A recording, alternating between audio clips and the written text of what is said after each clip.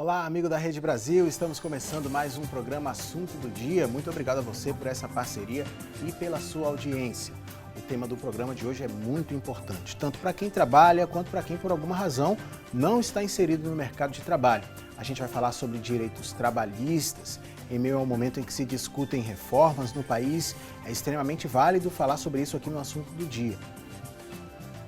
E nós vamos ter também o quadro Mitos ou Verdades, para tirar algumas dúvidas específicas, e com nossos especialistas convidados, vamos aprofundar o conhecimento em alguns aspectos das leis que defendem o trabalhador. E o que é notícia na internet sobre isso? A Tânia Silva vai trazer essas informações. Esteja com a gente em mais uma edição do Assunto do Dia. O programa está imperdível. Você sabe que o Assunto do Dia é feito sempre com a colaboração de pessoas capacitadas para nos ajudar no programa. A produção convidou o Dr. Rômulo Saraiva, que é advogado trabalhista e previdenciário e conhece bem o tema que será falado hoje, vai nos ajudar a tirar nossas dúvidas aqui no Assunto do Dia. Nosso segundo convidado também domina o que diz respeito às leis do trabalho. Ele já está aqui no estúdio para participar do programa com a gente, é o Dr. Ney Araújo, que também atua como advogado trabalhista e previdenciário. A gente vai falar com ele já já, mas primeiro vamos acompanhar uma matéria super interessante. Confira o VT aí na sua tela. Dia 31 de março de 2017, data em que foi sancionada a Lei 13.429/17, que regulamenta a terceirização do serviço em qualquer tipo de atividade. O assunto já vem sendo discutido durante um tempo, mas ainda tem muita gente que não entende bem essas mudanças e que impacto elas vão ter sobre a relação patrão-empregado. Pensando nisso, a gente foi em busca de uma advogada trabalhista para que ela esclareça melhor tudo isso, falando pontos positivos e negativos da terceirização. Primeiro vamos para as más notícias, começando pela perda do poder de negociação do trabalhador. Enquanto ele for terceirizado, ele perde um pouco esse poder, porque você imagina que hoje eu tenho um sindicato dos bancários, por exemplo, né? E aí, daqui a um tempo, eu vou ter uma empresa especializada em fornecer mão de obra para banco. Então, aquele funcionário do caixa que teria um vínculo com o sindicato dos bancários, teria direito à participação de lucros, uma jornada de 6 horas, né? Hoje, com essa nova lei de terceirização, talvez ele não tenha esse direito. De acordo com a advogada, o trabalhador vai precisar trabalhar mais horas para conseguir um trabalho melhor. Uma outra desvantagem é que eu percebo que o terceirizado hoje ele trabalha, em regra, 3 horas a mais que o empregado contratado diretamente. Então, acredito que isso vai fazer com que aumente mais a carga de trabalho de todos esses terceirizados. O terceiro ponto tem a ver com a saúde dos empregados. Seria o aumento da quantidade de acidentes de trabalho. Porque, estatisticamente, o terceirizado ele é muito mais vítima de acidente de trabalho do que o empregado contratado diretamente da tomadora de serviços. Também vai complicar na hora em que o funcionário precisar acionar a justiça. Então, só no caso dele não conseguir receber de uma, é que ele vai conseguir receber de outra depois de esgotados todos os meios, né? Então, isso acaba prejudicando um pouco que ele consiga receber, ter uma resposta do judiciário mais rápida. Pode acontecer de nós termos aí empresas que vão se colocar no mercado, sumir e não pagar esses empregados. Então, aumentaria aí a gama de processos trabalhistas até mais do que o que nós já temos hoje. Agora vamos para a parte boa da terceirização. Quem votou na ampliação da terceirização defendeu que seria um modo de surgimento de novas vagas de trabalho. E a advogada concordou. Essa quantidade de pessoas que nós temos aí fora do mercado vão poder retornar ao mercado de trabalho, né, vão poder movimentar a economia, né, que são mais pessoas recebendo salário, podendo pagar suas contas, né, tendo um poder de compra que enquanto desempregados não teriam. Bom também é que os direitos do trabalhador permanecem os mesmos. Ele tem o direito ao salário dele, ao 13º, às férias, né, ao direito à prevenção de acidentes, a todos os cuidados. Ainda é bem cedo para dizer com certeza como ficará o cenário daqui a uns 10 anos. Mas a doutora Rosângela, com toda a experiência que tem, opinou. Eu vejo que nós vamos ter mais pessoas no mercado de trabalho, pessoas ganhando menos, talvez exista um barateamento da mão de obra, tá? Por outro lado, nós temos aí possibilidade ainda de melhorar essa lei, né? À medida que ela começar a ser aplicada, eu imagino que o judiciário vai tomar um posicionamento no sentido de melhorar e até mesmo de colaborar para que essas pessoas tenham seus direitos realmente respeitados. Eu vejo um boom de ações trabalhistas, na verdade. Acredito que, além da demora que nós já temos, eu imagino que os processos trabalhistas aí vão dobrar. Ok, muito boa matéria para a gente iniciar nossa conversa, né? Olha, de certa forma, as leis trabalhistas aqui no Brasil começaram em 1930. O então presidente do Brasil, Getúlio Vargas, convocou um grupo de juristas e legisladores para realizar um trabalho que resultou na CLT, que é a Consolidação das Leis do Trabalho. Foram 13 anos de desenvolvimento para regulamentar as leis que regem a relação entre empregador e empregado. Muita coisa mudou dos anos 30 para cá. E as leis trabalhistas nunca foram um tema tão atual, tão importante da gente discutir numa data tão importante quanto essa, né? Dr. Ney Araújo, advogado, já está aqui com a gente. Muito prazer recebê-lo mais uma vez, Dr. Ney. Muito bom estar aqui, Guilherme Luiz, para falar de um assunto tão importante como esse e com uma data muito representativa como essa, não é? Que é o Dia Mundial do Trabalho. Então, vamos aqui falar sobre a legislação trabalhista, vamos falar especificamente da CLT, da legislação ordinária, enfim, vamos trazer aí, porque nós estamos cheios, né, de modificações, de alterações, estamos com essa reforma trabalhista aí em andamento, então tudo isso precisa ser esclarecido. E será esclarecido pelo Dr. Ney também, pelo Dr. Rômulo Saraiva, que já está aqui com a gente. Prazer recebê-lo mais uma vez. Agradeço o convite, Guilherme, e um prazer estar participando aqui desse prestigiado programa. E nesse dia especial, que é o Dia do Trabalho, infelizmente, um assunto que talvez não agrade tanto a classe trabalhadora, porque conquistas que remontam historicamente ao período de Getúlio Vargas estão seriamente ameaçadas. A legislação ela sofre um processo de amadurecimento, de depuração, e que vai sendo aperfeiçoado ao longo do tempo. E nós estamos diante de propostas legislativas em que ameaçam essas conquistas. Então é importante que o trabalhador esteja ciente nesse dia, porque o assunto não é só de comemoração, pelo contrário, é de apreensão, e aí a gente vai debater para poder esclarecer um pouco para a população. Então vamos lá, gente. A gente falou sobre a CLT, trouxe mais ou menos para você um panorama de como ela foi criada, né, nos anos 30, no governo de Getúlio Vargas. Antes disso, na verdade, já haviam projetos, né, mas começou a vigorar, vamos dizer assim, no governo do Getúlio Vargas, presidente, então presidente do Brasil. O que acontece é que houveram modificações, né, as coisas mudaram, os tempos evoluíram, e recentemente a gente teve algumas agora que chocaram bastante a população. Outras estão sendo discutidas. O que é a CLT de fato, doutor Rômulo, e o que se alterou de lá para cá, desde o surgimento da consolidação das leis do trabalho até hoje? Olha, inicialmente é importante destacar que o direito ele foi concebido para refletir o que acontece na sociedade. De modo que, como a sociedade vai se aperfeiçoando, por exemplo, as relações de trabalho hoje já faz parte da realidade de muitos trabalhadores.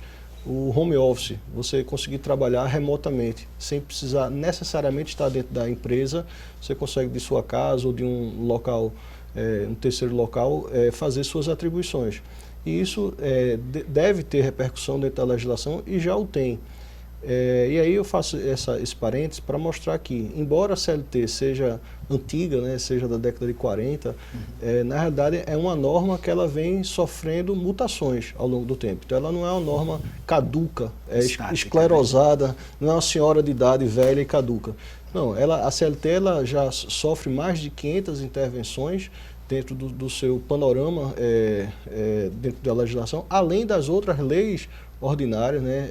A CLT é a linha mestra, é o esqueleto que rege as relações contratuais. mas existem outras legislações que também vêm sendo aprimoradas. E aí, a reforma que estamos diante, né, de ser realizada, é uma reforma que, de certa forma, culpabiliza essa norma trabalhista como sendo o vilão do progresso econômico do Brasil. Muitos argumentam que é necessário reformar a CLT como pressuposto para que o Brasil volte a ter um desenvolvimento financeiro e econômico. Inclusive, alguns até se exacerbam e vão até um pouco mais longe no sentido de acabar a própria justiça do trabalho.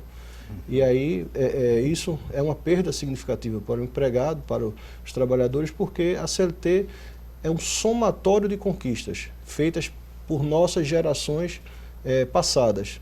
E aí a gente tem um compromisso e a responsabilidade de preservar esse ordenamento jurídico, porque foram sinônimos de conquistas de várias gerações passadas. E se isso não for preservado, pode gerar um retrocesso social, de perdas de garantias, de perdas de conquistas. E na minha ótica, eu não consigo, vamos dizer assim, culpabilizar a CLT ou a própria Justiça do Trabalho como sendo um entrave financeiro para o progresso do país. É necessário aperfeiçoar, e isso ela já vem sendo aperfeiçoada. Mas eu não entendo como sendo razoável retirar direitos. E aí é o que a gente também está diante da possibilidade de o Congresso Nacional autorizar pontos que retirem direitos dos trabalhadores. E, doutor Ney, quais seriam os principais direitos aí que, de acordo com os projetos que vêm sido discutidos, podem terminar afetando a vida do trabalhador?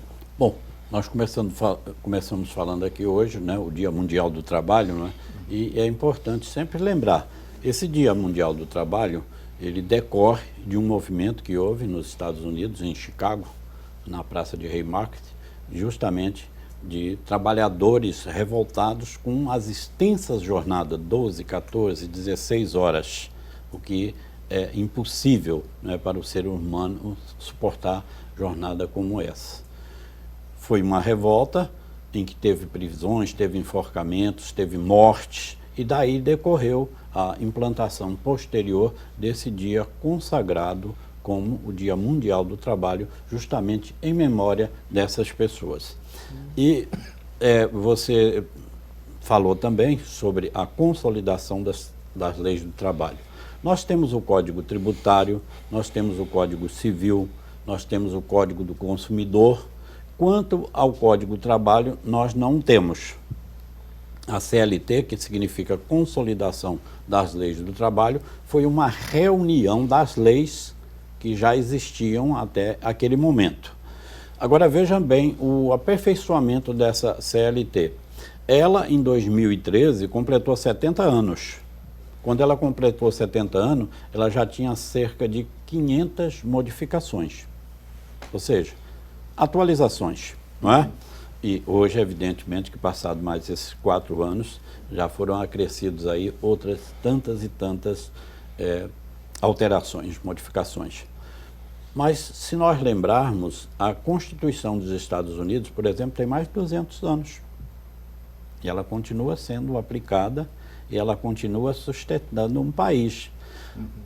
A estabilidade de um país revela muito a sua legislação. Por exemplo, você vai olhar a legislação dos Estados Unidos, vai olhar do Brasil, a legislação do Brasil é muito mais ampla, porque se procura, de alguma forma, com o desrespeito que há, as violações dos direitos, né? Seja a violação de um direito de trânsito, seja a violação do direito do consumidor, seja a violação dos direitos trabalhistas, previdenciários, qualquer tipo de direito, aí se implanta uma lei para que se possa corrigir essas distorções. Mas nós temos um problema muito grande aqui, que até já virou comum, dizer essa lei pegou, essa lei não pegou.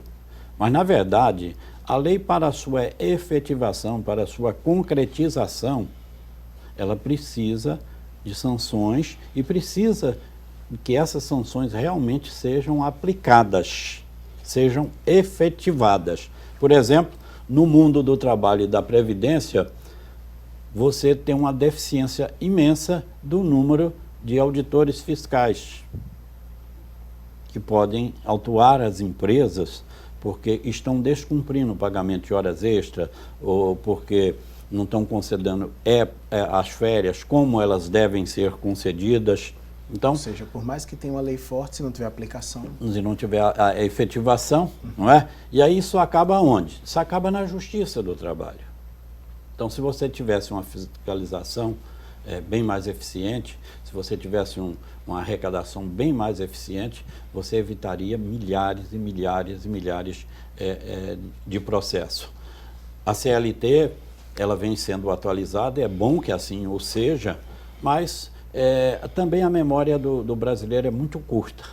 Você se lembra que, por exemplo, aí 2010, 2011, 2012, nós estávamos no chamado pleno emprego. Né? O PIB de 2010 chegou a 7,5%. Né? Isso aqui no Brasil é... Então, quando o PIB chegou a 7,5% e com a inflação controlada, evidentemente que os trabalhadores tiveram benefício. Né? O salário mínimo teve aumento real. Então, quando a economia está forte, todo mundo ganha. E não foi porque... Antes de 2010, eu estou botando isso como marco, não é? Nós tivemos quantos períodos aí que a economia estava lá embaixo, a inflação altíssima, e aí se falava, tem que modernizar, tem que renovar, tem que acabar com a Justiça do Trabalho, tem que acabar com o CLT, tem que acabar com esses direitos trabalhistas. E não é bem por aí, não é bem por aí. Se você...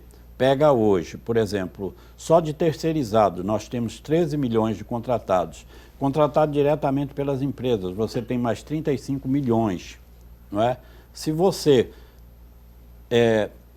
faz com que essas pessoas tenham uma renda menor, o que vai acontecer? A economia vai sofrer com isso. Não é? Então, não é retirando direitos trabalhistas, previdenciários e outros direitos mais que nós vamos conseguir superar essa situação. Eu falei tudo isso para chegar na reforma trabalhista e os prejuízos que poderão advir desta reforma. Por exemplo, o Dia Mundial do Trabalho foi implantado pelo excesso de jornada de trabalho. Na reforma trabalhista está o permissivo, não é? A proposta é que se possa trabalhar até 12 horas diárias, que se tenha intervalo de apenas 30 minutos. E nós sabemos, as estatísticas demonstram que a carga excessiva de trabalho, a jornada alongada, é um dos maiores causadores de acidentes de trabalho. Portanto, se nós vamos alongar a jornada até 12 horas, consequentemente, nós teremos um aumento muito grande no número de trabalhadores acidentados, trabalhadores adoecidos. Então, são alguns aspectos negativos que existem nessas proposições da reforma trabalhista. Como já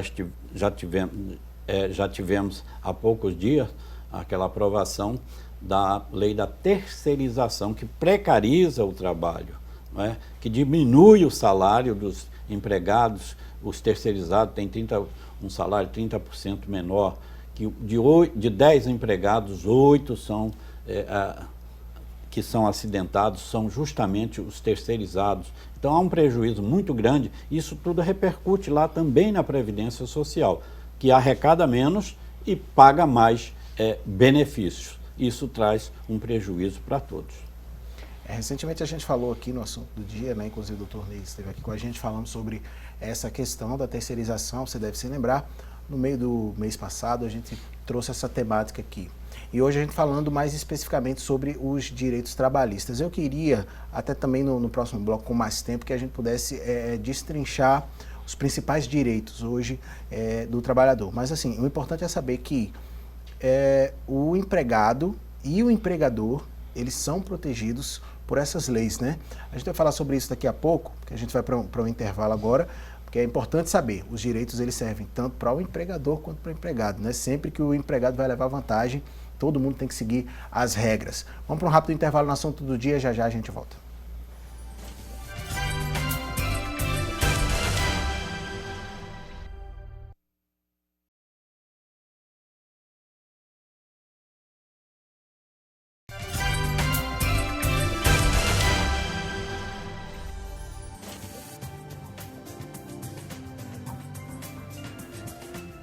Voltamos com o assunto do dia e agora vamos fazer o seguinte, vamos para a web. A conexão é com a Tânia Silva, porque ela é quem vai nos dizer o que é notícia na internet. Olá, Tânia. Oi, Guilherme, o destaque de hoje está no G1. Novo texto da reforma da Previdência altera a idade mínima da aposentadoria. O relator da reforma da Previdência Social, o deputado Arthur Maia, do PPS da Bahia, divulgou algumas mudanças nas regras da Previdência. Inicialmente, a idade única para se aposentar que seria de 65 anos para homens e mulheres. Com a mudança, a idade mínima de aposentadoria de 65 anos vale apenas para os homens. As mulheres poderão se aposentar mais cedo com 62 anos. O tempo mínimo de contribuição será de 25 anos para homens e mulheres. Neste caso, o aposentado só receberá 70% do benefício. E quem desejar receber o benefício integral vai ter que contribuir durante 40 anos e não mais durante 49 anos, como previa a proposta original. E agora a gente volta ao estúdio para saber outras informações sobre o assunto. É com você, Guilherme.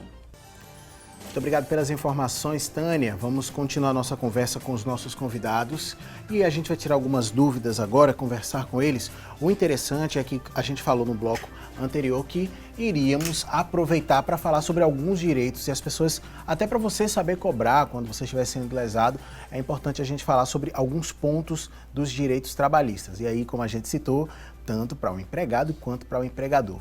Primeiramente, qual que é a carga horária máxima que a pessoa pode ter em relação ao seu tempo de descanso, doutor Romulo? Existe, como regra geral, a jornada de 8 horas dia e 44 horas semanais. Existem categorias profissionais que têm uma jornada diferenciada em função das características, muitas vezes penosas, periculosas, e aí tem uma jornada inferior de 6 horas, mas a regra geral é uma jornada de 8 horas. Como o Ney havia falado anteriormente, o governo almeja fazer uma ampliação dessa jornada, para que possa, por exemplo, se estender até 12 horas, o que de fato gera mais acidente, dentro de um país que já é reconhecidamente um país de acidente de trabalho. O Brasil tem um ranking elevado de taxas de acidente e pode ser verificado isso, por exemplo, em relação à Previdência Social. A multidão de pessoas que recebem auxílio-doença, benefícios por incapacidade, decorrente justamente de relações de trabalho.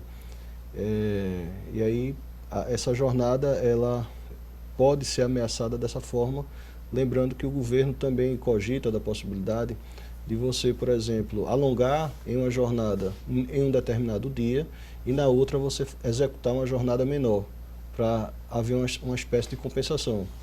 E aí, a desvantagem de uma norma desse tipo é que justamente você ficaria à disposição, à mercê do seu empregador. Porque se é verdade que em um determinado dia você pudesse trabalhar, por exemplo, 4 horas, porque no dia antecedente você trabalhou mais, por outro lado, você trabalha 4 horas, mas você não pode conseguir um novo emprego, porque você nunca sabe quando vai ser demandado para trabalhar mais ou para trabalhar menos. Então, na realidade, quando você tem uma jornada previsível de 8 horas, você termina aquela jornada e você pode, por exemplo, desempenhar uma atividade noturna, ensinar, uma outra atividade ou uma atividade de lazer. Mas quando você deixa que essa moldação da jornada se dê por interesse do empregador, então você sempre vai ficar refém de uma jornada e sempre vai ficar à disposição. De um dia ele pedir mais de você, no outro dia pedir menos, mas aí naquele dia você, por ter imprevisibilidade, você não consegue ordenar os seus afazeres após o trabalho. E isso é um aspecto negativo, na minha opinião. E, doutor Romulo, em relação ainda a essa questão de horário, vou citar o exemplo aqui da Rede Brasil. A gente está 24 horas no ar com conteúdo nosso e tem pessoas trabalhando aqui durante todo o dia. Se um funcionário ele é alterado de horário, qual que é a orientação? Ele fica à mercê da empresa, a questão do horário que ele vai trabalhar, ele é obrigado a trocar de horário se a empresa quiser que ele mude? É possível. Na realidade, a empresa ela possui o poder diretivo. Então, ela pode, por exemplo, fazer com que um determinado empregado trabalhe em uma outra unidade. Existem empresas que são espalhadas ou na mesma cidade ou em outros estados. Então, às vezes, há necessidade não apenas de se reagendar os horários, como também o local de trabalho. Mas é importante destacar que isso deve ser feito levando em consideração o bom senso.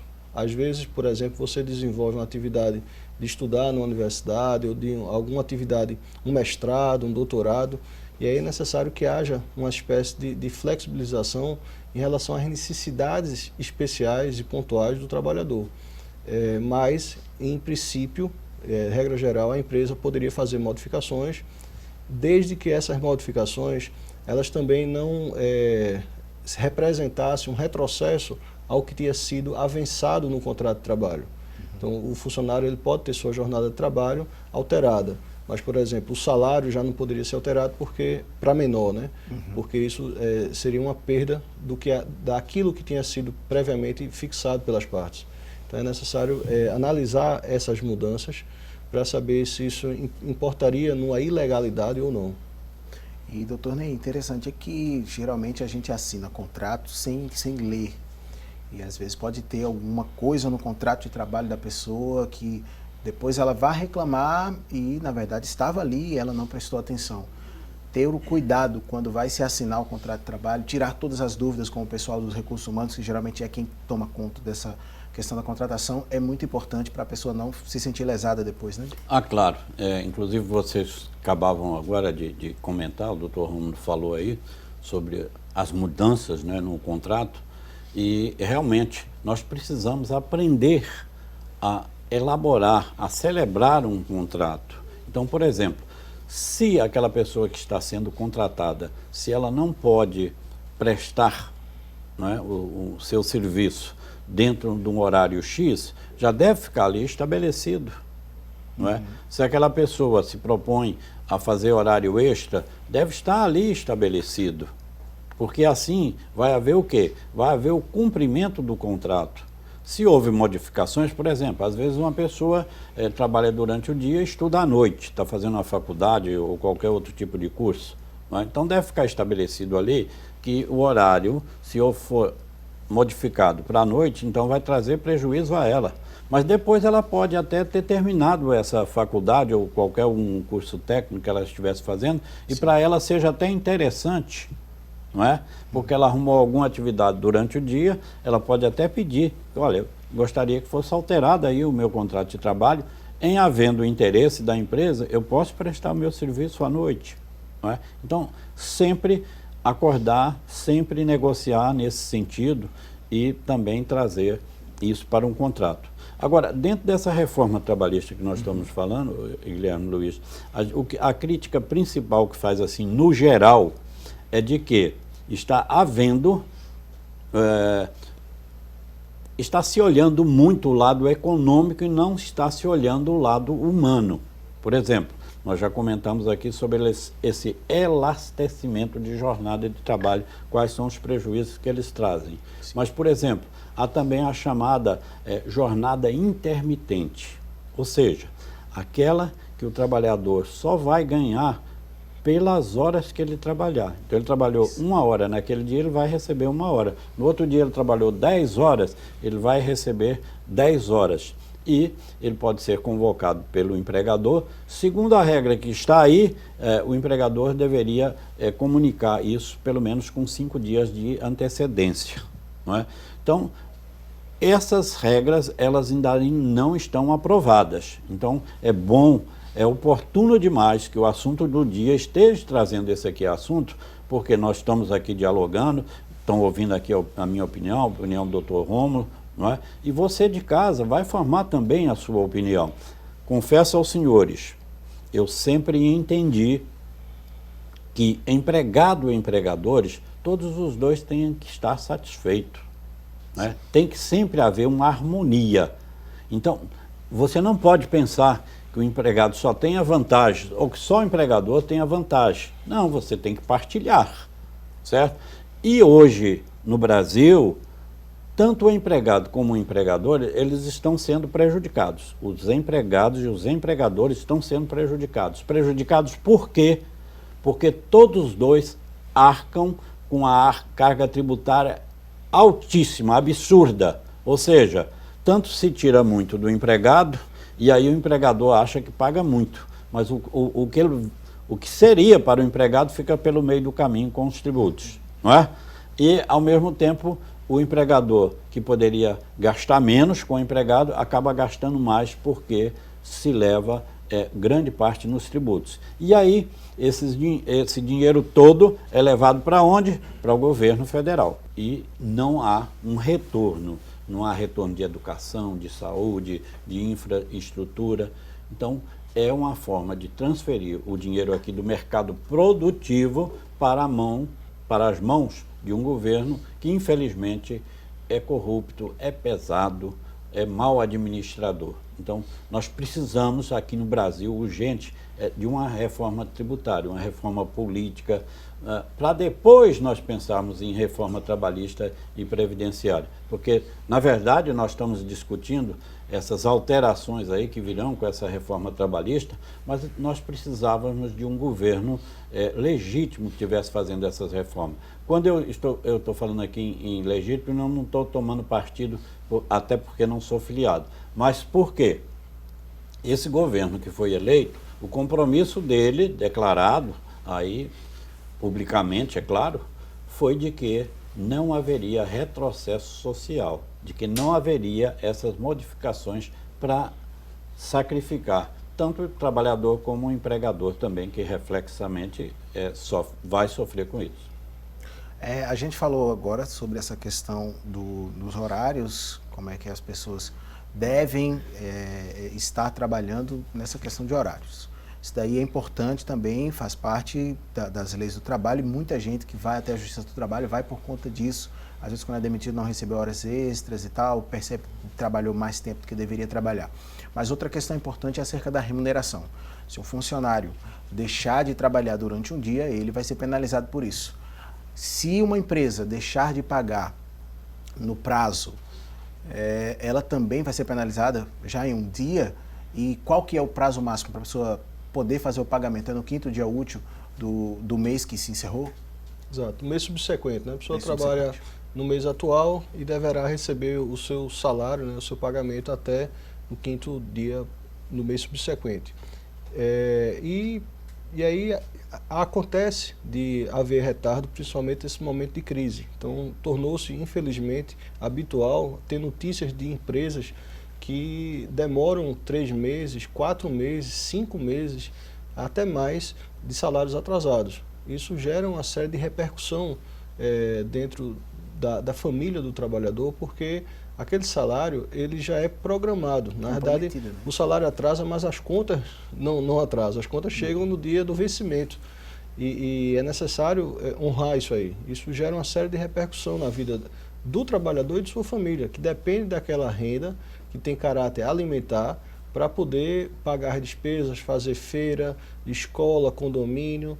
E aí, quando esse descompromisso, né, esse retardo, ele acontece e gerando, vamos dizer assim, abalo financeiro dentro por exemplo, o nome do empregado foi registrado no SPC Serasa porque ele não conseguiu honrar as faturas do cartão de crédito. Isso pode ser reivindicado como reparação civil pela desídia, né, do empregador e não ter honrado aquele compromisso. Isso é uma das repercussões. Existe a repercussão de uma multa administrativa, que a empresa pode ser autuada pelo Ministério do Trabalho, pelo fato de estar atrasando esses salários. O atraso de salário, quando for superior a 3 meses, faculta ao empregado dele rescindir o contrato, recebendo tudo como se tivesse sido demitido sem justa causa, a chamada rescisão indireta. Então, são algumas das repercussões que podem redundar nesse momento de crise econômica e que, naturalmente, alguns empregadores têm tido dificuldade de chegar no dia correto para fazer o pagamento do salário. Agora, é interessante, doutor Ney, que geralmente a pessoa que está com o salário atrasado, ela começa a perceber se a empresa está atrasando durante muito tempo o salário dela, a remuneração dela, é porque a empresa está com dificuldades. E aí fica com medo de cobrar esse pagamento e tal, por medo de ser demitido. E pode chegar a denunciar no Ministério do Trabalho. Essa denúncia, ela pode ser feita de forma anônima ou a pessoa vai ter que se identificar se ela chegar até o Ministério do Trabalho para denunciar um atraso aí no pagamento? Bom, quando a empresa normalmente atrasa o salário, é porque ela não está depositando o FGTS. É porque ela está descontando do salário do empregado o dinheiro do INSS e não está repassando para a Previdência essa remuneração. Então, são tudo isso possibilidades que o empregado tem de pedir a rescisão do contrato de trabalho se ela ali verificar que não há mais ambiente, não é? Que não é mais propício a ele a manter aquela relação empregatícia. Seja lá por que questões for que o empregador estiver atrasando esse salário. Né? Porque tem muitas situações que a gente verifica que não é só por essa situação econômica. Não é? Às vezes é um descaso mesmo, às vezes é uma maneira de punir, não é? Indevidamente, é claro. Então, o empregado pode sim fazer a rescisão indireta desse contrato de trabalho sem que haja prejuízo. E se ele fizer uma denúncia, essa denúncia pode ser, pode ficar no anonimato? Muito bem, foi o seu questionamento.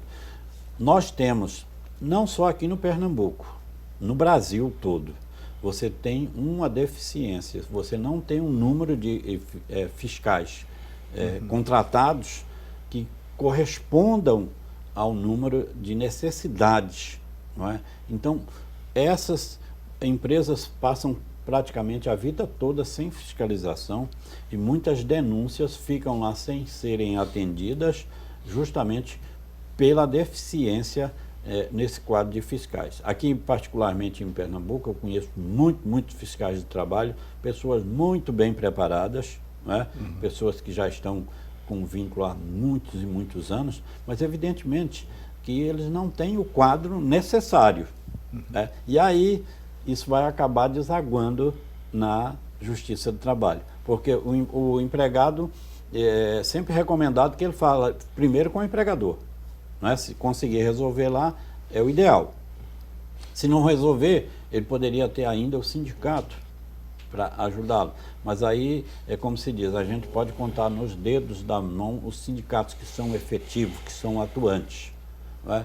Ele não foi atendido pelo seu sindicato, ele pode recorrer ao Ministério do Trabalho, não é? Mas aí ele não encontra lá o número de fiscais suficiente. Então, às vezes, ele gasta um tempão entre empregador, sindicato e Ministério do Trabalho sem resolver. E acaba onde? Acaba na Justiça do Trabalho.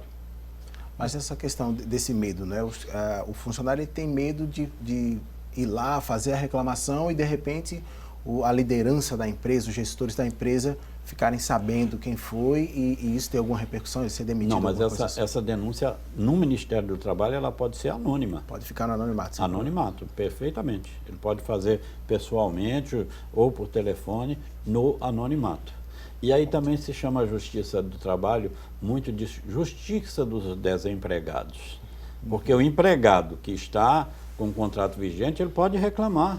Não estou com salário atrasado, as férias não foram concedidas como deveriam, fiquei sem receber minhas horas extras, ele pode reclamar isso. Não é? Mas aí, normalmente, ele quer manter o emprego, ele sabe da dificuldade que tem aí no mercado de trabalho. A empresa não pode dispensá-lo somente porque ele fez aquela reclamação, aí já seria motivo de uma outra ação, não é? Se ele conseguir provar que a empresa o dispensou porque ele fez uma reclamação na Justiça do Trabalho, ele pode pedir indenização por isso. Bom, gente, a gente vai continuar daqui a pouco conversando mais com nossos convidados, mas agora a gente vai para um rápido intervalo, tá? Voltamos já já.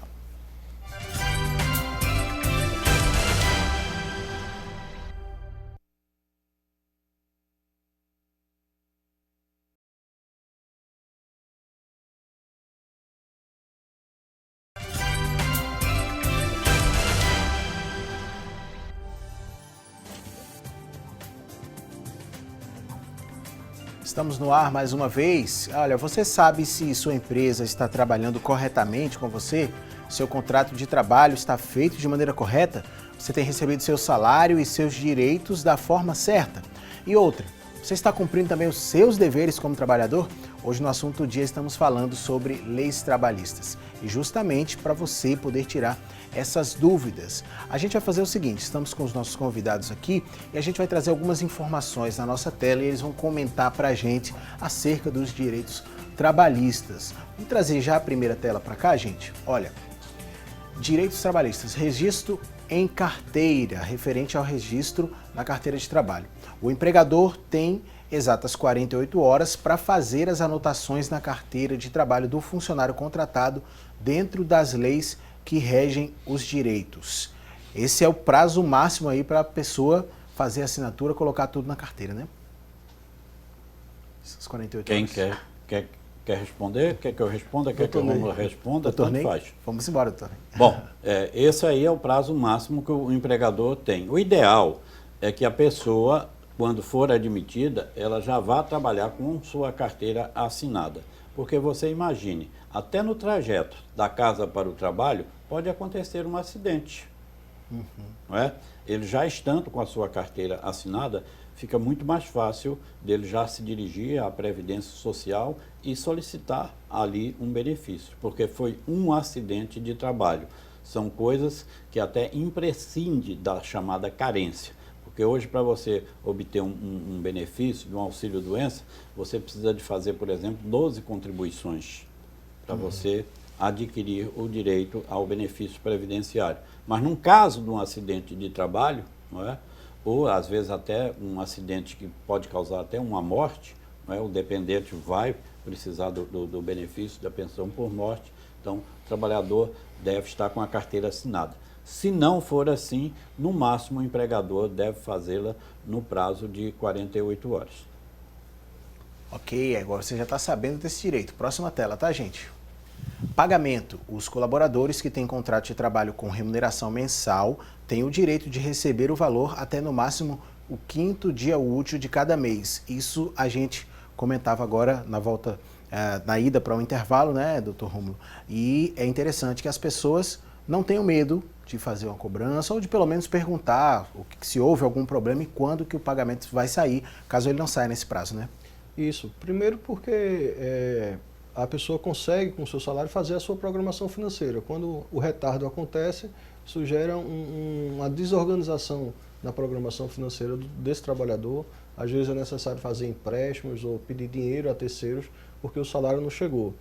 E também é importante haver a fiscalização do salário que é pago, né, mas também de outras verbas acessórias. Então, o INSS é um tipo de obrigação contratual que normalmente o empregado ele não tem a preocupação de estar fiscalizando se o valor da contribuição previdenciária, que é descontada no contra-cheque, foi vertida para o INSS. Até pela dificuldade de atendimento do INSS, mas é de suma importância. Quando o empregador ele faz o desconto no contra-cheque e não repassa, ele comete o crime de apropriação indébita previdenciária. Então, o empregado, numa situação como essa, poderia denunciá-lo ao Ministério Público Federal, à Polícia Federal, e também em relação ao FGTS, que já está mais acessível. As pessoas conseguem, por exemplo, com o cartão cidadão, fazer a pesquisa pela internet para saber se o dinheiro do FGTS está lá na conta da Caixa Econômica Federal. Vamos para mais uma tela agora para ser comentada pelos nossos convidados. Férias. Após completar 12 meses de trabalho, o colaborador pode, por direito, gozar de 30 dias de férias. Uma pergunta que eu queria fazer, quem define essas férias? É a questão do bom senso, doutor Ney? A pessoa conversa com a chefia da empresa e faz um ajuste? Ou fica a critério do empregador, o empregado pode recorrer? Como é que fica isso? As férias, realmente, é do empregador o comando para o seu gozo. Entretanto, como você disse, deve imperar o bom senso. O trabalhador pode expor as razões porque ele quer as férias em determinada época.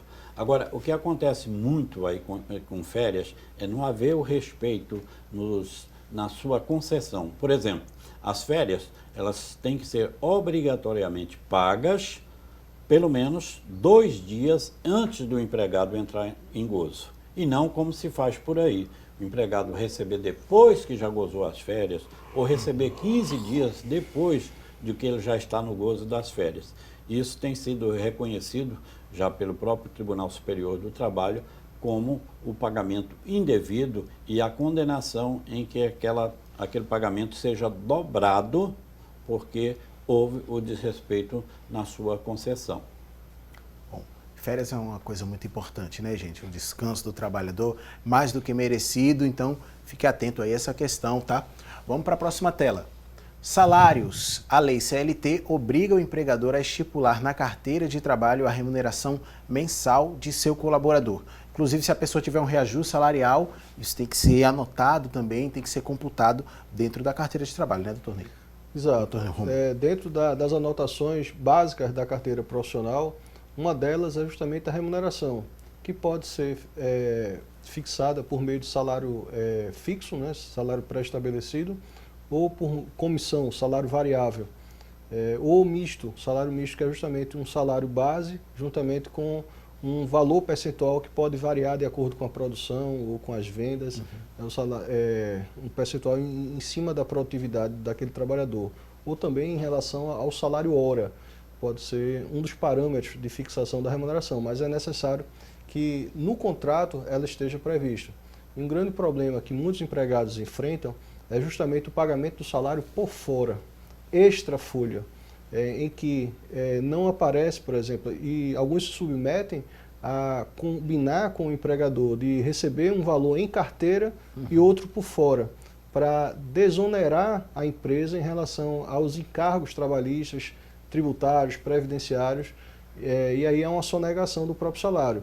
Essa prática, ela é temerária e deve ser desaconselhada, inclusive pelos empregados, porque acontecendo algum infortúnio dentro desse contrato de trabalho, o salário que em tese vai ser reconhecido é o salário que está anotado na carteira. A pessoa tem um salário de R$3.000, mas 1.000 está na carteira e 2.000 por fora. Se acontecer algum problema, o salário em princípio que vai ser considerado será o de R$1.000. O trabalhador teria que ter um encargo e a necessidade de provar na Justiça do Trabalho que recebia uma parte por dentro na carteira profissional e outra parte por fora. Isso demanda muito tempo. Isso né? demanda tempo e às vezes a pessoa não consegue provar. E o que deixa o empregado numa situação desconfortável. E também lembrando que o que é anotado na carteira profissional é levado para o futuro. Os valores que são praticados na Previdência Social também se norteiam pelo que está anotado na carteira. E, evidentemente, se há alguma coisa que fica de fora, a pessoa vai ter um prejuízo na hora de precisar de se aposentar por tempo de contribuição, numa velhice ou por uma invalidez, porque anuiu no passado por ter feito um salário menor. Ô Guilherme, se me permite, sem contrariar nada que o doutor Rômulo disse aqui, mas que eu me lembrei aqui. Anotações na carteira de trabalho deve ser exclusivamente ali, a data da admissão, a data da demissão, o valor da remuneração, a alteração salarial, a concessão de férias, etc, etc. Né? Por exemplo, se um trabalhador for demitido por justa causa, o empregador não pode anotar lá na carteira dele que ele foi demitido por justa causa. Um trabalhador entrou com a reclamação trabalhista porque não teve a carteira assinada. A Justiça determina que o empregador faça a anotação, ele não pode chegar lá na carteira e dizer esta carteira foi anotada por determinação da Justiça, processo tal e tal, certo? E isso aí é uma maneira de preservar o trabalhador, porque se ele findou aquele contrato ali, normalmente ele vai procurar um outro contrato. E a carteira é a identificação que ele tem. Então, essas informações são consideradas desabonadoras e levam a ações na Justiça por indenização de danos materiais e morais. Ótimo. Vamos agora para mais uma tela, gente. Encargos trabalhistas. Todo funcionário que é contratado dentro do regime CLT tem direitos assegurados, assim como descontos do valor de sua remuneração mensal. A gente falou um pouco sobre essa questão de descontos. As tarifas são altas para quem emprega e também para quem trabalha.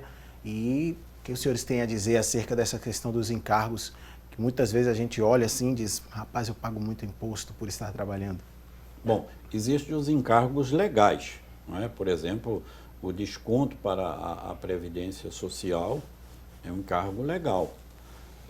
O desconto também no reembolso do empregador, do fornecimento do Vale Transporte, aquela parte que ele pode se reembolsar até 6%. Sim. Então, esses são os chamados descontos legais. Agora, você quer ver o que acontece? Emprego doméstico mesmo, às vezes é muito comum, a empregada pede e a patroa abre para ela um crédito, lá uma geladeira, ou um fogão, ou uma cama, qualquer coisa que ela estiver precisando. Essa empregada acaba despedida, ainda há valores a ser pagos, né, a prestações a ser pago, aí a patroa vai e desconta na rescisão dela. Não pode, porque aquilo ali não é uma relação de trabalho. Então, esse será um desconto vetado, o que acontece muitas vezes. Vamos para mais uma tela, gente. Seguro-desemprego, essa é importante, né? Nesse período aí, tem direito ao benefício do seguro-desemprego quem for dispensado de seu trabalho sem justa causa. A pessoa que foi demitida por justa causa não vai ter acesso ao seguro-desemprego, né, doutor Romulo? Exato. O programa do seguro-desemprego ele vem sofrendo alterações em relação ao prazo de carência, a regras de acesso. De certa forma, o governo busca, vamos dizer assim, dificultar o acesso ao seguro-desemprego em função, no momento em que, em 2015, são mais de 13 milhões de desempregados no Brasil e, evidentemente, um contingente que está desempregado não é apenas esse, porque a definição do desemprego é justamente aquela pessoa que passa 30, 60 dias sem procurar um novo emprego. Mas, evidentemente, se a pessoa está há mais tempo esperando uma recolocação no mercado de trabalho, também vai ser desempregado, mas não entra para fins estatísticos.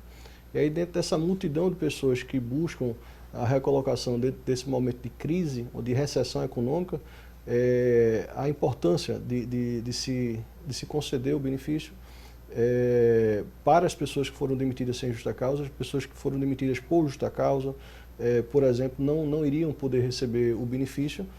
E lembrando que, dentro dessa política de minimização dos gastos, o Ministério do Trabalho, por exemplo, adotou uma postura de não fazer o pagamento do seguro-desemprego caso, no passado, você tivesse em seu nome um CNPJ, ainda que inativo.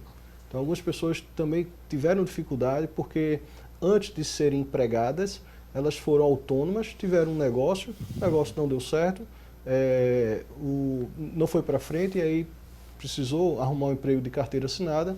E aí, em função desse passado e por conta do cruzamento de dados que é feito dentro do Ministério do Trabalho, alguns tiveram dificuldade até tiveram o recebimento do benefício, mas depois foi cessado por conta da informação de que elas foram detentoras de uma pessoa jurídica no passado, ainda que em inatividade.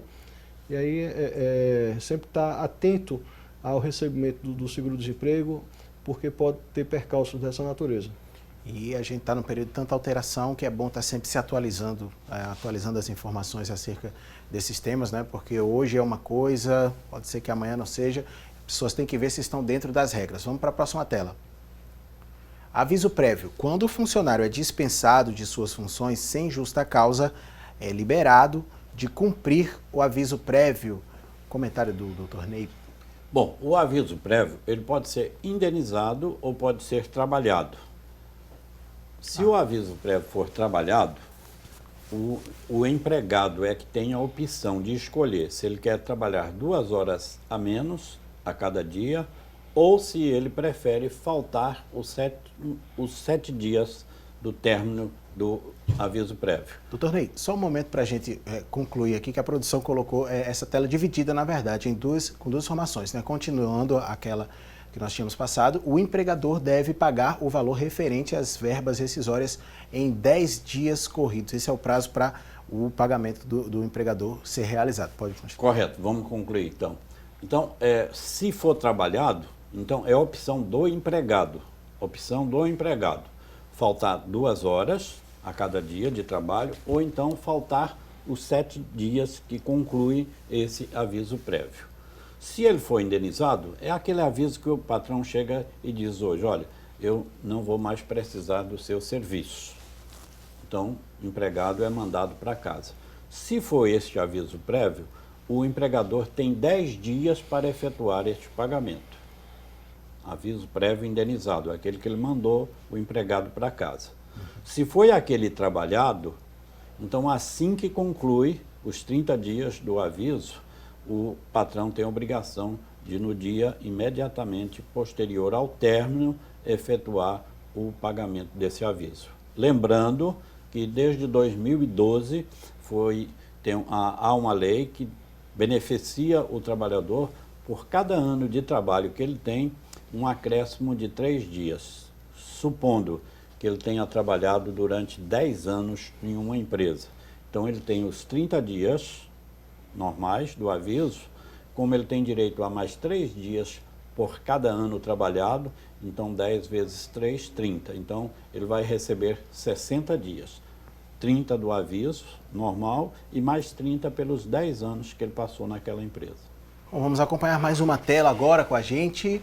Demissão. Em algumas empresas, a prática de se fazer acordos para o desligamento de um funcionário é comum.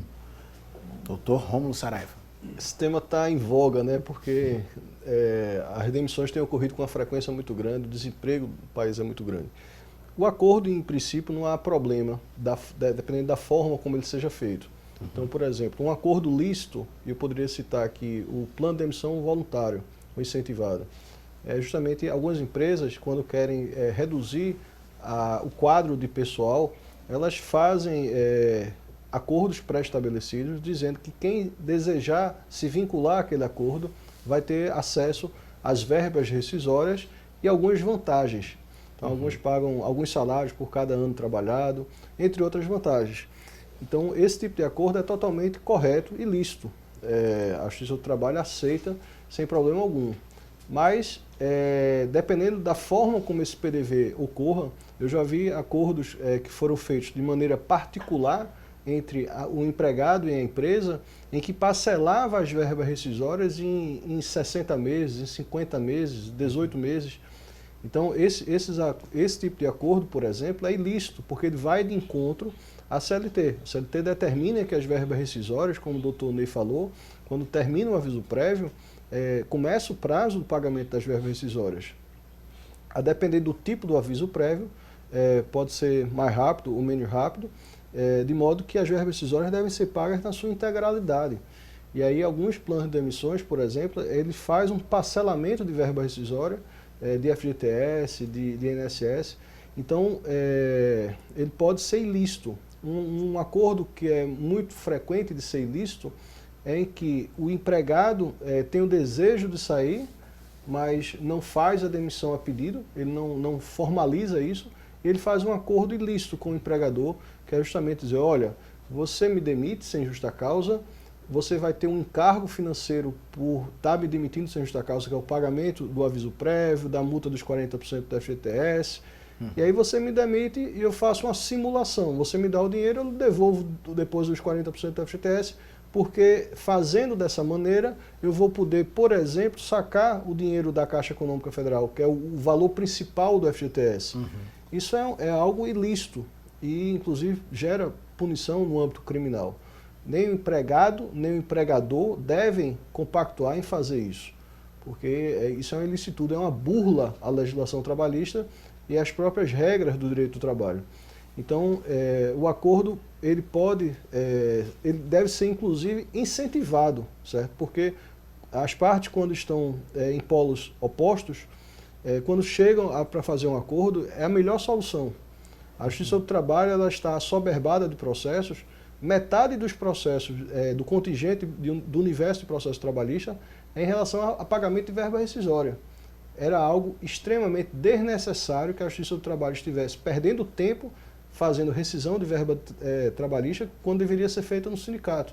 Mas metade dos processos da Justiça do Trabalho, a grosso modo, são de pagamento de verba rescisória. Então, o acordo é sempre útil, sempre salutar, mas desde que seja lícito.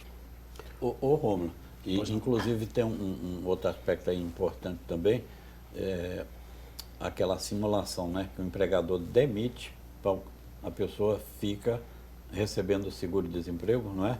Passado aquele período do seguro-desemprego, aí ele é recontratado. Readmite, né? Quer dizer, foi uma dispensa falsa, né, para que ele ficasse naquele seguro. Nessas propostas aí da reforma trabalhista, inclusive tem um item que diz da possibilidade da demissão, né, como um acordo, ou seja, se paga só metade da multa, que é a multa dos 40%, né, no caso pagaria 20%. Se pagaria também a metade do aviso prévio e não há o pagamento de seguro-desemprego. Né? Tá uma das propostas aí dentro dessa reforma trabalhista. Ok, vamos para mais uma tela, gente. Gestantes. As mulheres gestantes têm direitos assegurados por lei. Ela tem estabilidade garantida do dia da descoberta da gravidez até 5 meses após o nascimento da criança, 5 meses após o nascimento da criança. A demissão só é possível por justa causa. Isso, inclusive, é motivo de debate, porque muitas vezes empresários não querem contratar mulheres por conta disso, mas é um direito que tem que ser respeitado como todos os outros. Nós não podemos proibir a procriação da espécie. Afinal de contas, nós estamos aqui justamente porque há essa procriação da espécie. Então, é totalmente vetado você, inclusive, fazer qualquer exame, né, determinar exames para que haja admissão. Ou até mesmo haver aquela discriminação em não contratar mulher casada, porque estaria mais propensa, né, a ter filhos. Houve uma evolução nesse sentido aí, inclusive, da estabilidade da gestante, mesmo ela estando em contrato por prazo indeterminado, ou pelo contrário, mesmo ela estando em contrato por prazo determinado. Prazo indeterminado é aquele que você registra lá na carteira a data da entrada e não sabe por quanto tempo ele perdurará. Já o contrato por prazo determinado já é diferente. Você já sabe a data do início, já sabe a data do fim. Na reforma trabalhista agora também, para mim é um aspecto que não deveria estar ali dentro dessa proposta de reforma, que seja a possibilidade das mulheres grávidas trabalharem em ambiente insalubre. Porque há proibição da mulher trabalhar em ambiente insalubre justamente para preservar tanto a saúde dela, né, como a saúde daquele que ela está gestando. E nessa proposta de reforma trabalhista já há um item para permissão da mulher poder trabalhar em ambiente insalubre. Vamos para mais uma tela, gente. Benefícios: vale refeição, vale alimentação, convênio médico e vale transporte. São benefícios comuns ofertados aos colaboradores. Entretanto, o empregador tem direito a descontar percentagem do salário do funcionário. A gente, até mesmo no intervalo, a gente comentava sobre isso aqui em off, né, doutor Rômulo? Existem alguns benefícios que o funcionário, em tese, vai pagar um pouquinho por eles também, vai ser não uma repartição de certa forma, mas a empresa paga a maior parte, o funcionário também vai arcar com algum valor, né? Exato. Alguns desses benefícios, eles estão previamente estabelecidos em lei. Então, por exemplo, Vale Transporte autoriza-se o desconto de até 6% em relação a essa despesa que é feita em favor do empregado e, consequentemente, com desconto no contra-cheque. Existem outros benefícios que eles não decorrem exatamente da CLT ou de uma lei ordinária. Então, por exemplo, uma previdência complementar. Você paga obrigatoriamente para o INSS, mas aquela empresa ela possui dentro do seu programa de benefícios ao empregado uma previdência complementar.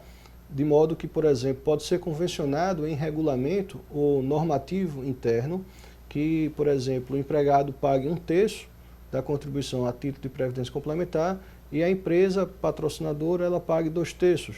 E aí esse percentual varia de empresa para empresa. A questão, por exemplo, do plano de saúde pode decorrer de norma coletiva ou uma convenção coletiva de trabalho, um acordo coletivo de trabalho, em que faça com que a empresa seja obrigada a dar esse benefício. Também pode ser uma espontaneidade, né? Existem algumas empresas que têm a iniciativa de conferir uma gama de pacotes de benefícios àquele empregado, alguns com participação dele no pagamento, outros de maneira totalmente gratuita, né? A empresa fornece as expensas unilateral por parte dela. E aí, a depender dos termos que foi fixado desse contrato de trabalho, isso aí pode gerar encargos desses benefícios de vale transporte, vale refeição, assistência médica, previdência complementar e outros benefícios que podem estar previstos ou em legislação ordinária ou em normas coletivas sindicais ou por iniciativa do próprio empregador. Ok. Gente, vamos para um rápido intervalo. Daqui a pouco a gente volta. Ainda tem muitos aspectos importantes para a gente falar acerca de leis trabalhistas. Então não saia daí que a gente volta já já.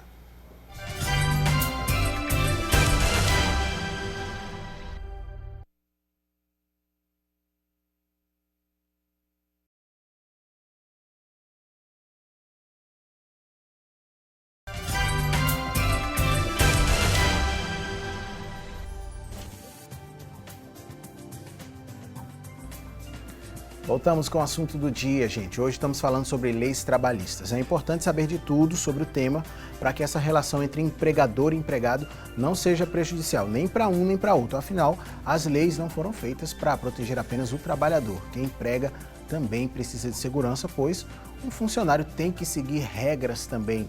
Se não seguir, pode ser penalizado. Dependendo aí da transgressão das regras, ele pode inclusive ser demitido por justa causa. Isso era o que eu queria iniciar esse bloco falando, né? Porque a gente falou muito aqui, defendemos, e temos que defender o trabalhador, claro, mas é necessário saber que tem deveres a cumprir. Em que casos o trabalhador ele termina podendo ser demitido por justa causa? Bom, a CLT traz lá no artigo 482 um elenco de faltas que, se o trabalhador cometer, ele deverá ser dispensado por justa causa. Por exemplo, jogos de azar, abandono do emprego, né? Então são diversos itens, né? Insubordinação, indisciplina, são diversas, mas ali não é taxativo. Então o leque é imenso, certo?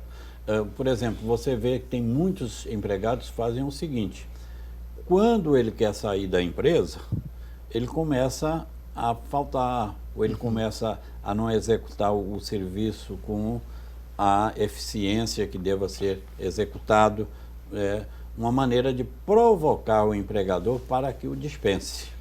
Sim. Certo? Então, nesse caso, o empregador tem em mãos, ele tem a advertência, que ele deve fazer uma advertência, e o ideal é que faça por escrito, para ficar registrado porque ele foi advertido, porque não adianta dizer, foi advertido, mas não especifica o porquê. Não é? Tem a suspensão, que é uma falta um pouco mais grave, e tem a dispensa por justa causa, que decorre de uma falta grave ou, às vezes, da repetição reiterada de uma falta que, mesmo sendo considerada leve, mas o acúmulo demonstra que aquela pessoa não tem mais aquele intuito, não tem mais aquele interesse em se manter naquele ambiente de trabalho. E é sempre bom a gente deixar. O ambiente de trabalho ele precisa de ser sadio, né? Ele precisa de ser prazeroso para o empregado, para o empregador. Então, é a harmonia que deve imperar. E a gente deve ter sempre em mente isso, que a obrigação da empresa, primeira, é efetuar o pagamento do salário, e a do empregado é de prestar um serviço de qualidade. Nós precisamos que o empregado seja bem remunerado e que o empregador tenha bons lucros, não é? Para que ele possa expandir as suas atividades. Acrescentando um pouco o que o doutor Ney falou, é importante ter um cuidado na aplicação da justa causa. Existe, de certa forma, uma banalização de justa causa. É uma penalidade máxima, uma penalidade muito séria, muito grave, conforme os motivos que o doutor Ney falou. E essa banalização, você pode até tomar como exemplo que a gente está tendo muito aqui no transporte, né, Rômulo, coletivo, né? Exato, a questão do atraso ou dos assaltos, né, dentro da realidade do transporte coletivo local. Então, alguns empregadores inidôneos, eles, por exemplo, forçam a barra, eles criam uma circunstância para fazer o desligamento daquele funcionário pelo motivo de justa causa. Sim. E, evidentemente, isso tem uma vantagem financeira, porque a repercussão dentro do universo da verba rescisória, de uma aplicação de justa causa, o empregador economiza em alguns haveres trabalhistas. Bastante, né? Ele não paga a multa dos 40% do FGTS, o empregado ele fica tolhido da possibilidade de receber seguro-desemprego, FGTS, entre outras repercussões. Férias proporcionais, por exemplo, né? Ele não vai pagar. Então, é mais barato você adotar o caminho de aplicar uma justa causa. Algumas empresas mal intencionadas, elas aplicam a justa causa com o propósito justamente de economizar. E aí é necessário ter um controle sobre os motivos, porque, por exemplo, o doutor Ney havia falado que há uma gradação em relação à aplicação da pena. É verdade que o empregado ele pode cometer um ato tão equivocado, tão importante, que já justifica a aplicação imediata da justa causa. Mas normalmente, por exemplo, atraso, chegou atrasado no trabalho, faltou com respeito, então ele pode levar uma advertência, suspensão e na insistência desses deslizes feitos pelo empregado, redundar na justa causa. E aí, se de repente o empregado se vê vítima de uma justa causa aplicada de maneira equivocada, ele pode ajuizar uma ação na Justiça do Trabalho para reverter essa justa causa e é necessário ele provar que de fato cometeu excessos na aplicação dessa justa causa e em alguns casos ele poderia também reivindicar a indenização do dano moral por ter sido vítima de uma aplicação indevida de justa causa por parte do seu empregador. É muito cuidado preciso ter com esse tema, porque alguns forçam um pouco a barra, né, se exacerbam em relação a utilizar desse instituto de maneira equivocada e atrapalha tanto o empregado como o empregador, que às vezes pode pagar mais caro por conta disso. Eu, inclusive, falei, né, daquele empregado que muitas vezes ele quer sair da empresa, então ele começa a provocar o empregador para que ele seja dispensado. Mas acontece também o contrário. O empregador quer dispensar aquele empregado, mas ele não quer dispensá-lo sem justa causa. Ele quer que o empregado peça as contas, não é? E ele começa a cometer atos, não é? Que isso pode caracterizar, por exemplo, um assédio moral, um dano moral, ou se for repetido inúmeras vezes, pode se caracterizar um assédio moral. Então, tanto para o empregado como para o empregador, essa atitude inconveniente não traz benefícios. Não é? Nem é bom para o empregado permanecer numa empresa onde ele não se sente mais à vontade, não é? Ou você acordar e saber que vai ter que ir para um local onde não lhe faz bem. Ou você ir dormir pensando que eu vou dormir para acordar. Não é? Mas isso tem os dois lados, não é? Isso tanto é mal para o empregado, como também é mal para o empregador.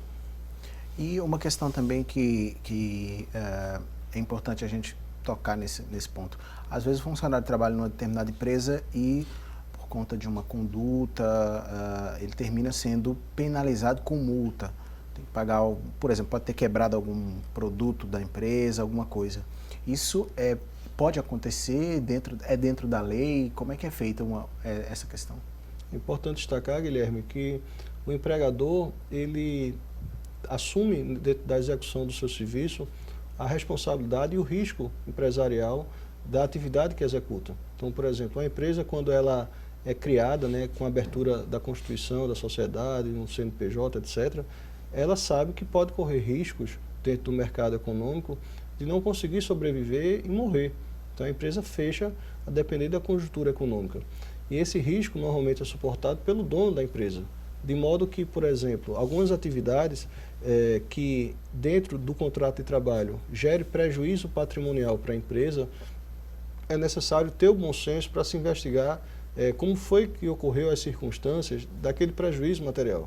Porque, por exemplo, dentro de um restaurante, você pode fazer descarte de comida porque aconteceu algum problema, a matéria-prima veio contaminada ou veio vencida. E aí, esse descarte que gera, evidentemente, prejuízo financeiro, isso não deve ser absolvido, não é culpa do empregado de um determinado produto estar estragado. Certo? Agora, evidentemente, nesse mesmo cenário, o empregado ele pode dar causa, de repente, a manipular um produto de maneira contraindicada ao que foi treinado, ao que foi orientado previamente. Por exemplo, um motorista, né, que vem a colidir com um veículo da empresa e causar um acidente. Se ficar constatado, por exemplo, que foi o empregado quem deu causa àquele acidente por não ter observado as regras de trânsito, por ter sido, tá dirigindo bêbado, por estar em excesso de velocidade, algo desse gênero, é possível que o empregador venha ressarcir das despesas que foi provocada por esse empregado. Mas se dentro do caso concreto se o acidente não foi, vamos dizer assim, provocado pelo empregado, então, naturalmente, recomenda-se que esse ônus ele seja suportado pela empresa. Então, eu estou citando como caso excepcional as hipóteses em que o empregado vai ter que arcar com as despesas porque foi ele quem provocou. Mas, no geral, os gastos e despesas que venham ocorrer dentro do contrato devem ser suportados pelo empregador. Isso remete, inclusive, a um assunto que também já tocamos aqui hoje, que isso tem que estar especificado no contrato. Essa possibilidade da empresa se reembolsar, né, de um dano causado. Aí você também precisa distinguir o que é o dano culposo e o que é o dano doloso. É o caso, vou pegar aqui o exemplo do Dr. Rômulo Saraiva. Por exemplo, o motorista está dirigindo um ônibus e aquele, não por culpa dele, não é? Por culpa de algum terceiro, né, ele chegou a uma colisão. Diferentemente, o motorista está com raiva do empregador e dizer, eu vou pegar esse ônibus, vou danar ele ou num poste ou num outro veículo para causar um prejuízo ao meu empregador. Então, aí, no primeiro caso, ele agiu de forma culposa e nesse segundo já foi de forma dolosa. Então, isso aí, se for de forma dolosa, independente da previsão em contrato, pode haver sim um desconto pelo dano causado. E esse exemplo que o Dr. Rômulo trouxe até é muito bom, porque isso tem inúmeras ações na Justiça do Trabalho, justamente de motoristas e cobradores que são submetidos ao pagamento de danos causados a veículos, né, por colisão, sem que eles tivessem sido provocados aquilo intencionalmente. Então, a Justiça, nesse caso, tem decidido e tem até não só mandado estornar corrigidamente o que foi descontado, como também imposto indenização por danos morais. Olha, vamos para uma pergunta aqui separada pela nossa produção, né? Que atitudes de um funcionário, melhor dizendo, podem ser consideradas como dissídia? Isso pode causar justa causa? A chamada desídia, né? Desídia. A chamada desídia, inclusive, ela está lá naquele elenco que eu disse que há na CLT, no artigo 482. A desídia é justamente o desinteresse, a falta de vontade. Aquele profissional que não está dando mais uma produtividade, está ali se escondendo, né? A gente chama de escorão, geralmente, no popular. Por N motivos, ele não está atendendo aquela finalidade para a qual ele foi contratado, não é? Ele não está tendo a produtividade como você espera que normalmente, medianamente, uma pessoa tenha, não é? Você nota até uma queda, não é? No que ele fazia e no que ele está fazendo, não é? Essa desídia, então, pode ser um motivo de justa causa. Evidentemente que a desídia, ela não vai se dar num ato único, né? Ela vai se dar repetidamente, não é verdade? É o caso, imagine que um empregado, ele nunca foi punido, ele já tem até uma vida longa na empresa. Aí, de repente, num ato de desatino, sei lá o que provocou isso, ele estuprou uma colega de trabalho. É um motivo para uma justa causa. Né? Ou às vezes ele foi um empregado sempre perfeito, mas de repente ele se envolveu numa briga com o superior hierárquico dele que chegou até a ferir o superior sem que houvesse motivo. Não é o caso da legítima defesa. Né? É um ato de agressão mesmo. Então, apenas em um ato a pessoa pode ser demitida por justa causa, ou então reiterados. Por exemplo, a pessoa ficar se atrasando sempre, aquele funcionário que chega 20 minutos atrasado hoje, amanhã chega mais 15, depois chega mais 10, esse pode ser também por justa causa? Na verdade é um somatório, né? Você atrasasse, por exemplo, um dia de chuva muito forte na cidade, Recife normalmente alaga, e aí é natural que você chegue atrasado pela dificuldade do trânsito, mas uma coisa é você durante o mês se atrasar de maneira contumaz, e aí pode ser caracterizado diante da repetição desses atos de atraso. Fazendo um contraponto ao que o doutor Ney falou, é importante fazer um oposto da desídia, né? A desídia é a possibilidade do empregado ser demitido quando, na realidade, dentro da sua jornada de trabalho, ele sabe o que é que precisa fazer, ele tem um quantitativo de tarefas para fazer durante aquele dia, e ele fica fazendo corpo mole. Ele faz um pedaço de maneira vagarosa e vai enrolando por ali, e é uma espécie de desídia, né? E aí isso pode ensejar a justa causa ao empregado. Mas existe um contraponto em relação a isso, que é em relação ao empregador. Por exemplo, o empregador que se furta de dar atividades ao seu empregado, isso pode também estar previsto na CLT como punição ao empregador. O empregador, o patrão, ele comete falta grave, por exemplo, quando ele não permite que aquele trabalhador faça e desenvolva suas atividades.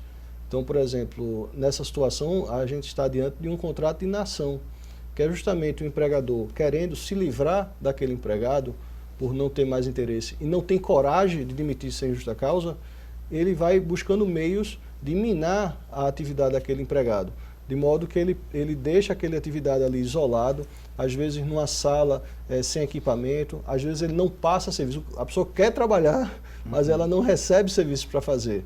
E o empregador faz isso de caso pensado, intencionalmente, justamente para que aquele empregado desmotivado venha pedir fique demissão, desmotivado, né? Fique sem tarefa.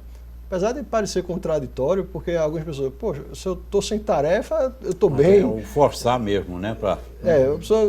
Alguns poderiam raciocinar, olha, se eu não estou fazendo nada, isso é bom para mim, porque eu não estou fazendo nada. Mas quando você precisa sair de casa, certo? E muitas vezes fica isolado, isso cria uma repercussão emocional e psicológica no funcionário. Esse não fazer nada pode enlouquecer pessoas. Conheço pessoas que adoeceram psiquicamente pelo fato de ter que sair de casa para trabalhar. O empregador intencionalmente fez com que aquela pessoa ficasse ali na geladeira, como se fala, no contrato de inação, sem fazer nada, e a pessoa, num longo espaço de tempo, praticamente perdeu suas faculdades mentais por não estar fazendo nada. E o empregador, numa situação como essa, ele está cometendo falta com o empregado por não dar o serviço e também por afetar a sua saúde. Agora, veja como esse assunto é instigante, né? Nós estamos falando em desídia, que é justamente o desinteresse, né, do empregado em executar, né, as suas atividades. O Dr. Rômulo já trouxe esse contraponto aí, mas aí também a gente já pensa por outro lado, que também tem sido muito motivo de discussão na Justiça do Trabalho. É aquele empregador que passa as tarefas demais. Ele passa a exigir mais do que a capacidade de um ser humano possa fazer, né? Metas absurdas de vendas, isso é muito comum, né? Por mais que aquele vendedor trabalhe, tente, ele não vai conseguir cumprir aquela meta. São metas absurdas. Até para desmoralizar a pessoa. Muitas vezes essas metas são impostas justamente para desmoralizar. Para que a pessoa não alcance mesmo, Para né? que não alcance e que ele fique desmoralizado. Principalmente, às vezes você tem um gerente que está com medo, né? Esse camarada está subindo muito aí, será que ele vai querer tomar aqui o meu lugar? Entendo. Né? Então ele passa a fazer isso. Também no caso de assédio, né? Aí a mulher não quer ceder aos caprichos lá do seu gerente, ele começa a dar tarefas também a ela inacessíveis. Então esse mundo do trabalho, ele é muito complexo, né? Quando você pega um assunto como esse aqui, a gente pode analisá-lo em diversos ângulos. Sim, sim. Mas o interessante mesmo é que haja harmonia. Sem que haja paz, sem que haja harmonia, realmente aí fica difícil para todos. Olha, foi muito bom você ter focado na questão das metas, que a gente falou agora. O que acontece é o seguinte, muitos trabalhos, principalmente trabalho de vendas, as pessoas têm metas e tal, e elas recebem uma bonificação por conseguirem atingir tal número de vendas. O que não pode acontecer é essa pessoa ser penalizada. Ela pode deixar de ganhar uma bonificação, por exemplo, se você fizer 3 vendas, você vai ganhar R$500. Mas se ela não fizer, ela não pode ser penalizada de forma alguma, né? Ela tem a sua remuneração básica, a sua remuneração mínima, né? Tem muita gente que pensa que às vezes não pode trabalhar como empregado de carteira assinada e só recebendo comissões. Pode sim, é uma forma de remuneração, ou por peça, ou por tarefa, ou por produção, por comissões, tudo é forma de remuneração. Você não pode, por exemplo, vamos supor, aquela categoria tem um piso de R$1.500, né? Então, naquele mês, você, nas suas vendas, falando no caso de comissões, você não atingiu um ganho de R$ 1.500, você só atingiu um ganho de R$ 1.000. Mas aí no outro mês, foi um mês bom de venda, ao invés de você atingir só R$ 1.000, você atingiu R$ 3.000. Aí o empregador vem e desconta. Não, você não vai receber os R$ 3.000, porque no mês que você não chegou aos R$ 1.500, você chegou a 1.000, eu paguei 500 a mais. Então agora eu vou descontar aqui desse, inclusive vem naquele assunto, né, do desconto, né, que também já conversamos aqui hoje, entendeu?